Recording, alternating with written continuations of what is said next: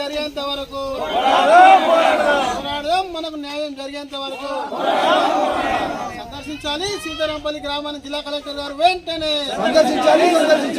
సందర్శించాలి సీతారాంపల్లి గ్రామాన్ని సిపి గారు వెంటనే అరెస్ట్ చేయాలి, నిందితులను వెంటనే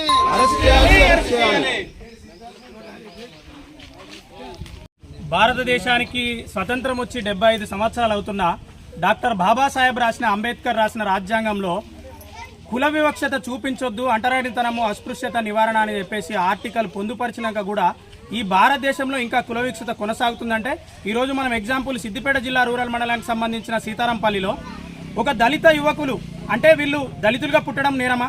అంటే దేవుడు అనేవాడు అగ్రవర్ణాలకే దేవుడా, దళితులకు దేవుడు కాదా? అంటే మీరు ఒక్కడే దేవుడిని తెచ్చుకున్నారా, లేకపోతే దళితులకు దేవుడు కాదా అని చెప్పేసి మేము ప్రశ్నిస్తున్నాం. అంటే దేవుడు అనేవాడు నిజంగా ఉంటే అందరినీ సమానంగా చూసే వ్యవస్థ ఉండాలి.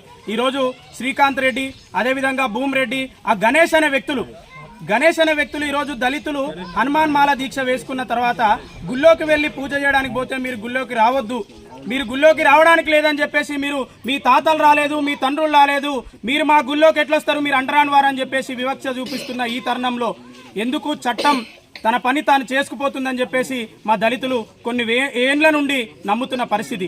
ఇప్పటికీ చట్టం తన పని తాను చేయడంలో వివక్ష చూపిస్తుంది.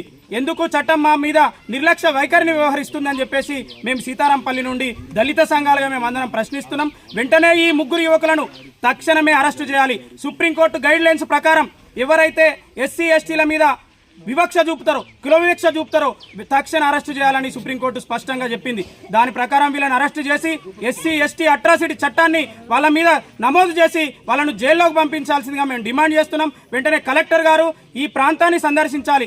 ఎందుకంటే ఆధునిక కాలంలో కుల వివక్షత లేదనేది భారత రాజ్యాంగం ఏ విధంగా స్పష్టంగా తెలియజేసిందో అదే విధంగా మీరు ఈ ప్రజలందరినీ ఏకం చేసి ఇక్కడ ఉన్న ప్రజల కుల వివక్షత లేదు, ఈ కుల వివక్షతను పాటిస్తే ఎలాంటి చట్టాలు ఉన్నాయి, ఎలాంటి శిక్షలు ఉన్నాయని ప్రజలకు అవగాహన కల్పించాల్సిన బాధ్యత ఈ జిల్లా కలెక్టర్ మీద, ఈ పోలీస్ అధికారుల మీద ఉంది.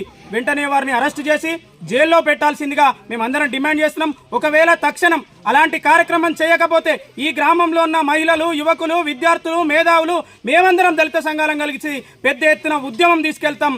మీరు ఏ విధంగానైతే నీరుగార్చే విధానం ప్రయత్నం చేస్తున్నారో ఈ విషయాన్ని పక్కదోవి పట్టించాలని చెప్పి ఏసీపీ గారు ఏదో తాటాకు మీద చప్పులలాగా కొబ్బరికాయలు కొట్టిగా గుళ్ళోకి వచ్చిరని చెప్పేసి అది ఆ విధానం కాదు కావాల్సింది. నిజంగా కుల వివక్షత లేదనే విధానాన్ని తెలియజేసి వెంటనే వీళ్ళని అరెస్ట్ చేయాలని చెప్పేసి మేము దళిత హక్కు పోరాట సమితి సిద్దిపేట జిల్లా పక్షాన అన్ని దళిత సంఘాలుగా ఈ గ్రామం పక్షాన మేము డిమాండ్ చేస్తున్నాం.